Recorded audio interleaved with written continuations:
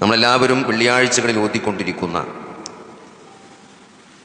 ആ കഹ്ഫ് ദജ്ജാലിൽ നിന്നുള്ള സംരക്ഷണമാണ് അല്ലേ? ഒരു വെള്ളിയാഴ്ച അൽ കഹ്ഫ് ഓതിയ ആളെ സംബന്ധിച്ചിടത്തോളം അതൊരാഴ്ച ദജ്ജാലിൽ നിന്ന് പ്രൊട്ടക്ഷൻ നൽകും എന്ന് പറയുമ്പോൾ സഹോദരങ്ങളെ, ആ സൂറത്ത് കാണാതെ പഠിച്ചതുകൊണ്ടോ അതിൻ്റെ 10 ആയത്തുകൾ ചൊല്ലി എന്നതുകൊണ്ട് എങ്ങനെയാണ് ദജ്ജാലിൽ നിന്ന് സംരക്ഷണം കിട്ടുന്നത്? സൂറത്തുൽ കഹ്ഫ് എല്ലാ വെള്ളിയാഴ്ചയും നമ്മൾ ഓതിക്കൊണ്ടിരിക്കുമ്പോൾ അത് നമുക്ക് ജീവിതത്തിൽ നൽകുന്ന വലിയ പാഠങ്ങളുണ്ട്, ഉൾക്കാഴ്ചകളുണ്ട് അല്ലേ?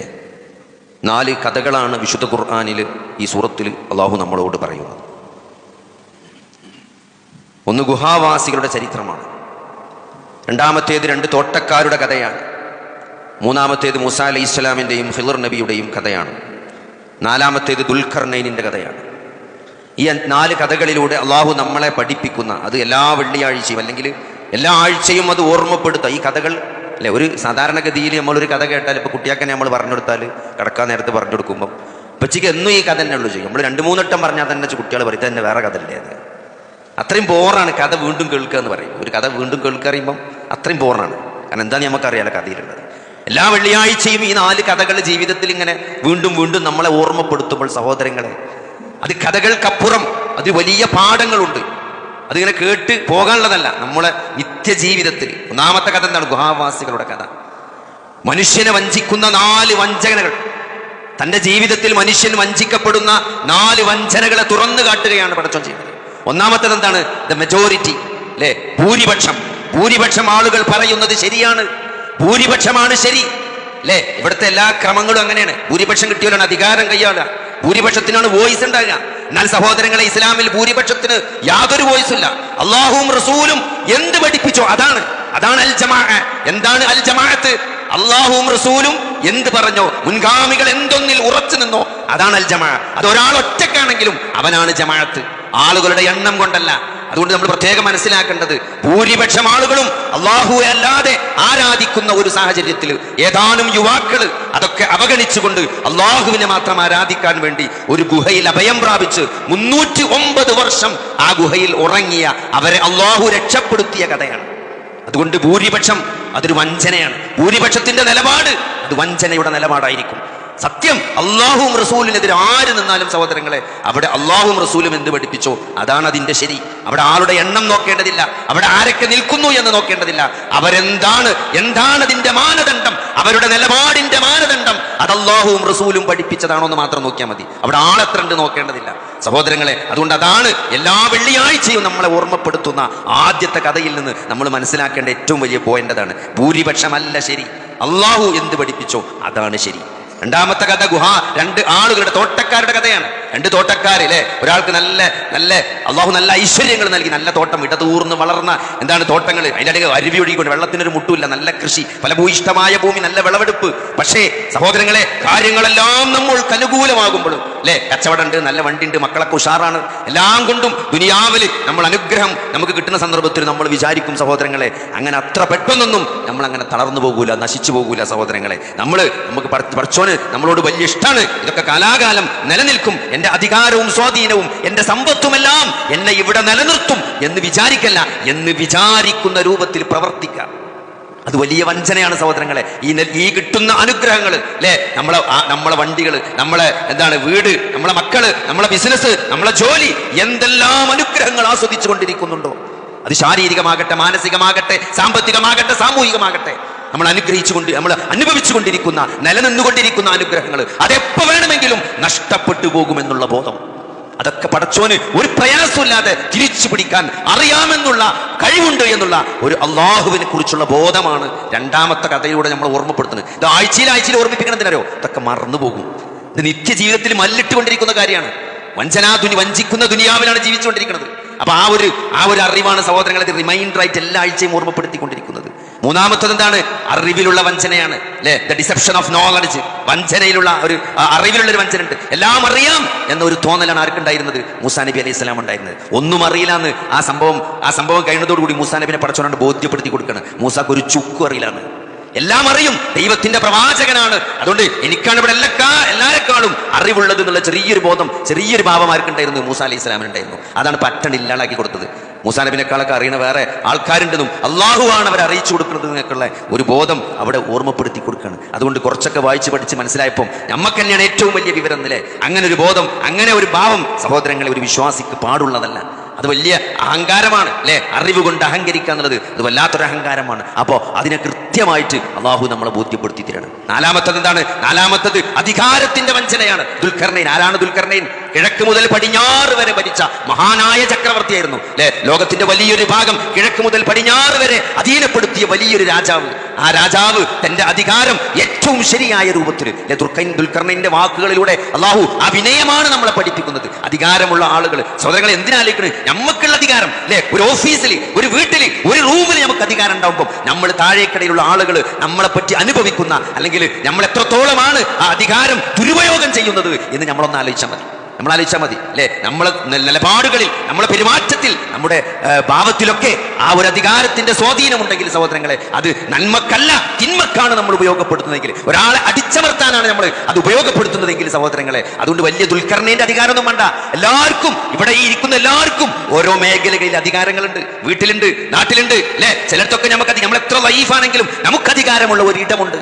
ആ ഇടത്തിൽ നമ്മൾ എങ്ങനെ പെരുമാറുന്നു, സത്യത്തെ നമ്മൾ എങ്ങനെയാണ് അവിടെ കാണുന്നത്, നമ്മളെ നിലപാടുകളിൽ നമ്മളെ സ്വാധീനിക്കുന്നത് എന്താണ് എന്ന് ഒരു കൃത്യമായ ആലോചന നമ്മൾ ചെയ്താൽ സഹോദരങ്ങളെ, നമ്മൾ ഈ ദുൽഖർനൈന്റെ അധികാരം എങ്ങനെ ഉപയോഗപ്പെടുത്തുന്നു എന്ന് ആഴ്ചക്ക് നമ്മൾ ഓതുമ്പം നമ്മൾ ജീവിതത്തിൽ നമ്മൾ തിരിച്ചു നോക്കൽ കഴിഞ്ഞ ഒരാഴ്ച സഹോദരങ്ങളെ, നമ്മൾ അങ്ങനെ എന്തെങ്കിലും അധികാരങ്ങൾ ദുരുപയോഗം ചെയ്തിട്ടുണ്ടോ, അതല്ല ഒരു നല്ല അധികാരിയാണോ നമ്മൾ സഹോദരങ്ങളെ നമ്മൾ ഓർമ്മിക്കേണ്ടതാണ്. നമ്മൾ ഇല്ലെങ്കിൽ നിലപാട് മാറ്റം വരുത്തി നന്നാകാൻ അവസരമുണ്ട്. അതുകൊണ്ട് ഈ ഓരോ ആഴ്ചയും സഹോദരങ്ങളെ ഈ അൽഖഫ് ഓതുമ്പോൾ അല്ലെ, ഒരു 4 കഥകൾക്കപ്പുറം ജീവിതത്തെ സ്വാധീനിക്കുന്ന ചില ആശയങ്ങൾ, ചില ആദർശങ്ങൾ ആ കഥയിലൂടെ അള്ളാഹു നമ്മളെ പഠിപ്പിക്കുന്നുണ്ട് അല്ലെ. അഞ്ചാമത്തത് എന്താണ്?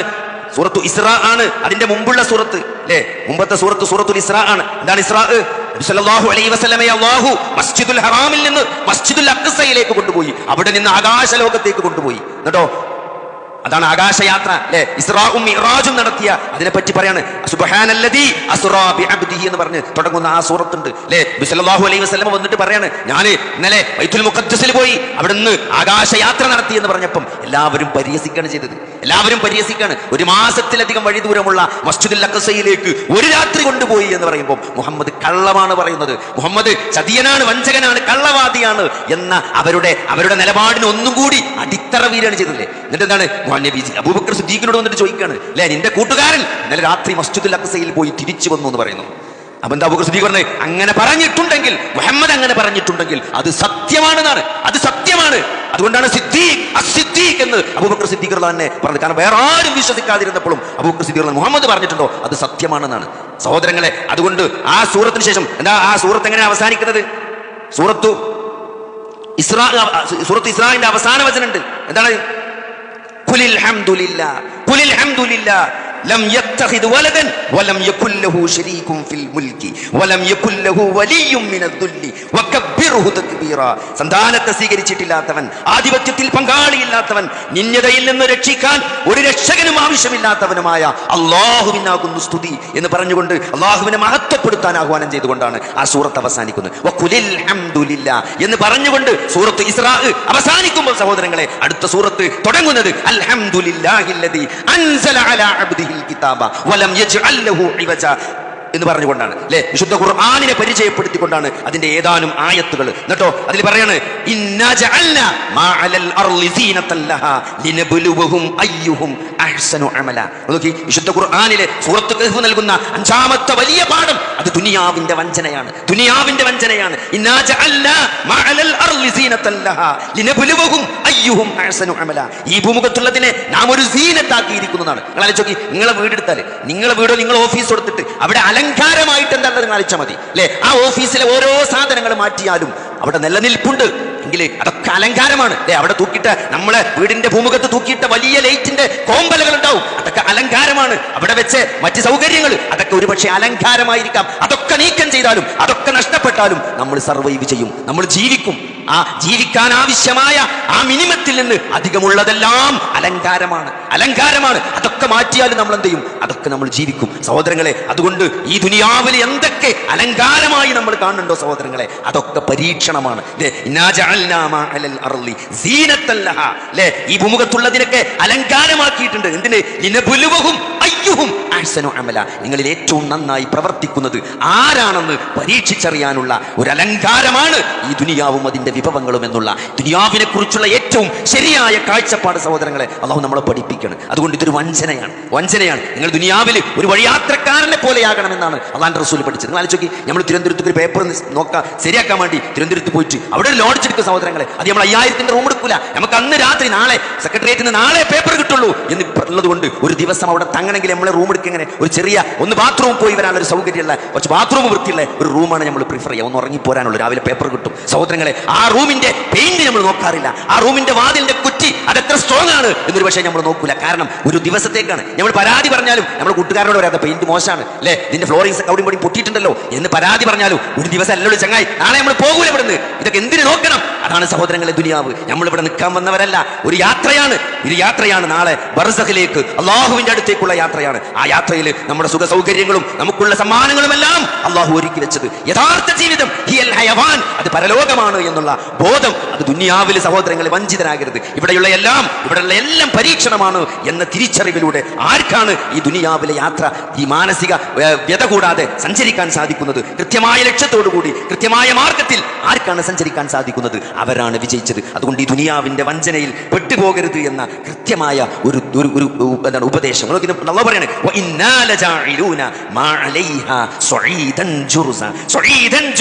ഇതിനെല്ലാം മുഴുവൻ നിങ്ങൾ ഈ ഭൂമിക്ക് മുകളിൽ കാണുന്ന സകല ആഡംബരങ്ങളും സൗകര്യങ്ങളും എല്ലാം അള്ളാഹു ചാമ്പലാക്കുന്ന, നശിപ്പിച്ച് മൊട്ടയാക്കുന്ന ഒരു ദിവസം വരുമെന്നാണ്. ഒരു ദിവസം ഇതൊക്കെ നശിപ്പിച്ച് ഇതെല്ലാം അവസാനിക്കുന്ന ഒരു സ്വഈദൻ ജുർസയാക്കി മാറ്റുന്ന ഒരു ദിവസമുണ്ട്. അങ്ങനെ ഒരു യാഥാർത്ഥ്യമുണ്ട് എന്ന് അള്ളാഹു നമ്മളെ ഓർമ്മിപ്പിക്കണം. അതുകൊണ്ട് സഹോദരങ്ങളെ, കൃത്യമായിട്ട് ഈ ജീവിതത്തിന്റെ ലക്ഷ്യം തിരിച്ചറിഞ്ഞുകൊണ്ട് അതിലൂടെ കൃത്യമായ അള്ളാഹുവിന്റെ റസൂൽ പഠിപ്പിച്ച, സഹാബത്ത് ജീവിച്ച, താബികൾ കാണിച്ചു തന്ന, താബികൾ തലമുറകൾക്ക് കൈമാറി വന്ന ആ മൻഹജ് അനുസരിച്ച്, ആ ആദർശമനുസരിച്ച് ഈ ജീവിതത്തെ നമുക്ക് സാക്ഷാത്കരിക്കാൻ സാധിച്ചിട്ടില്ലെങ്കിൽ വലിയ നഷ്ടമാണ്, വലിയ ദുരന്തമാണ്. ഒരിക്കലും തിരുത്താനാവാത്ത ദുരന്തത്തിലേക്കാണ് നമ്മൾ ചെന്ന് ചാടുക എന്ന് അള്ളാഹു ഓർമ്മപ്പെടുത്തുകയാണ്. അള്ളാഹു സത്യം മനസ്സിലാക്കാനും പഠിക്കാനും അതനുസരിച്ച് ജീവിക്കാനും തൗഫീഖ് നൽകുമാറാകട്ടെ.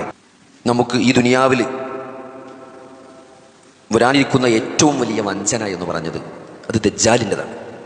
ദജ്ജാലിൻ്റെ വഞ്ചനയോളം വലിയൊരു വഞ്ചന ഇനി ലോകം സാക്ഷിയാകാനുണ്ടാവില്ല. അത്രയും വലിയ വഞ്ചനയായിരിക്കും ദജ്ജാല് ജനങ്ങളെ നടത്തുക. അപ്പം അതുകൊണ്ട് നമ്മുടെ ജീവിതത്തിൽ നമ്മളെ വഞ്ചിക്കുന്ന ഏറ്റവും പ്രധാനപ്പെട്ട 4 വഞ്ചനകൾ, അതൊന്ന് ഭൂരിപക്ഷം ആളുകളുടെ നിലപാട് ശരിയാണ് എന്നുള്ള ഏറ്റവും വലിയ വഞ്ചന. അതാണ് ഒന്നാമത്തെ കഥയിലൂടെ അള്ളാഹു നമ്മളെ പഠിപ്പിച്ചത്. രണ്ടാമത്തേത് അള്ളാഹു നൽകിക്കൊണ്ടിരിക്കുന്ന അനുഗ്രഹങ്ങൾ, അതൊക്കെ ആസ്വദിച്ചു കൊണ്ടിരിക്കുമ്പം ആ അള്ളാഹുവിനെയും പരലോകത്തെയും മറന്നുകൊണ്ട് നിലപാടെടുത്തു പോകുന്ന ചില വഞ്ചനയാണ് ദുനിയാവിൻ്റെ വഞ്ചന. ഐശ്വര്യങ്ങളുടെ സമ്പത്തിൻ്റെ വഞ്ചനയാണ്. മൂന്നാമത്തേത് അറിവിൻ്റെ വഞ്ചനയാണ്. മൂന്നാമത്തെ മൂസാ നബിയുടെയും ഖിദർ നബിയുടെയും കഥയിലൂടെ. നാലാമത്തെ അധികാരത്തിൻ്റെ വഞ്ചനയാണ്. കിഴക്കും പടിഞ്ഞാറും വരെ മുഴുവൻ അധീനപ്പെടുത്തിയ ദുൽഖർനൈൻ സ്വീകരിച്ച നിലപാട്, അധികാരം എങ്ങനെയാണ് ഉപയോഗപ്പെടുത്തേണ്ടത് എന്ന കൃത്യമായ ഒരു ഡയറക്ഷൻ. അത് സഹോദരങ്ങളെ, അത് രാജാധികാരം എന്ന നിലക്കല്ല, നമ്മൾ കൈകാര്യം ചെയ്യുന്ന ഏത് മേഖലകളിലും നമുക്ക് എവിടെയൊക്കെ അധികാരമുണ്ടോ ആ അധികാരത്തിലൊക്കെ നമ്മൾ എന്തൊരു നിലപാടാണ് സ്വീകരിക്കുന്നത്. അഞ്ചാമത്തേത് ഈ ദുനിയാവിൻ്റെ വഞ്ചനയാണ്. ദുനിയാവ് പരീക്ഷണമാണ് എന്ന്. സഹോദരങ്ങളെ, ഇതൊക്കെ കൃത്യമായി മനസ്സിലാക്കുകയും അതനുസരിച്ച് നിലപാടെടുത്ത് ജീവിക്കാൻ സാധിക്കുകയും ചെയ്ത ഒരാളെ സംബന്ധിച്ചിടത്തോളം അയാളെ വഞ്ചിക്കാൻ ഒരിക്കലും ദജ്ജാലിനെ കൊണ്ട് സാധിക്കുകയില്ല. അതാണ് നമ്മൾ മനസ്സിലാക്കേണ്ടത്. അൽക്കഹ്ഫ് ഓതിയാൽ ദജ്ജാലിന് സംരക്ഷണം കിട്ടുമെന്ന് പറഞ്ഞാൽ അൽക്കഹ്ഫ് ഓതുകയും അതനുസരിച്ച് ജീവിക്കുകയും ചെയ്യുന്ന ആളെ വഞ്ചിക്കാൻ ഒരിക്കലും ദജ്ജാലിന് സാധിക്കില്ല എന്നാണ്. അതുകൊണ്ട് ആ ദജ്ജാലിൻ്റെ വഞ്ചനയിൽ നിന്ന് സംരക്ഷണം കിട്ടുമെന്നാണ്. അതുകൊണ്ട് സഹോദരങ്ങളെ, കൃത്യമായിട്ട് നമ്മൾ ദീന് പഠിക്കണം, മനസ്സിലാക്കണം, അതനുസരിച്ച് ജീവിക്കണം. അങ്ങനെ ജീവിച്ച ഒരു TV-യിൽ ഒരു അഡ്വർടൈസ്മെന്റ് കണ്ട് ആരെങ്കിലും വന്നിട്ട് ഒന്ന് ഇൻവെസ്റ്റ് ചെയ്യും, ഹലാലും ഹറാമും നോക്കാതെ ലാഭം മാത്രം ആഗ്രഹിച്ചുകൊണ്ട് ഇൻവെസ്റ്റ് ചെയ്ത ഒരാൾ വന്ന് വാചാലമായി സംസാരിക്കുമ്പോൾ അയാളുടെ ഇൻവെസ്റ്റ്മെന്റ് പ്ലാനും റിട്ടേണൊക്കെ കണ്ടിട്ട് അതിൽ ഇൻവെസ്റ്റ് ചെയ്ത് നഷ്ടപ്പെടുന്ന ആളുകൾ അല്ലേ സഹോദരങ്ങൾ, ഇതൊക്കെ വഞ്ചനയാണ്. ദുനിയാവിന്റെ ഓരോ കാര്യത്തിൽ ഹക്കും ബാത്തിലും നോക്കാതെ വഞ്ചനയ്ക്ക് വിധേയമായ ആളുകൾ, അവരൊക്കെ സഹോദരങ്ങളെ, അവരൊക്കെ ദജ്ജാലിനെ സംബന്ധിച്ചിടത്തോളം ദജ്ജാലിന് ഒരു കേക്ക് മാത്രമാണ്. അവരൊക്കെ അത്രയും ഈസിയാണ് ദജ്ജാലിന് അവരെ പിടിക്കാൻ. എന്നാൽ സഹോദരങ്ങളെ, ഞാൻ ഈ നേരത്തെ പറഞ്ഞ പോലെ കൃത്യമായി ഖുർആനിന്റെ തണലിൽ നിന്നുകൊണ്ട് ജീവിക്കുന്ന ഒരാളെ ഒരിക്കലും ദജ്ജാലിനെ സ്വാധീനിക്കാൻ, ഇൻഫ്ലുവൻസ് ചെയ്യാൻ സാധിക്കൂല എന്ന് മനസ്സിലാക്കിക്കൊണ്ട് ആ ഒരു രീതിയിൽ ഖുർആനിനെയും അൽക്കഹ്ഫിനെയും കാണാൻ നമുക്ക് സാധിക്കട്ടെ. അല്ലാഹു തൗഫീഖ് നൽകുമാറാകട്ടെ.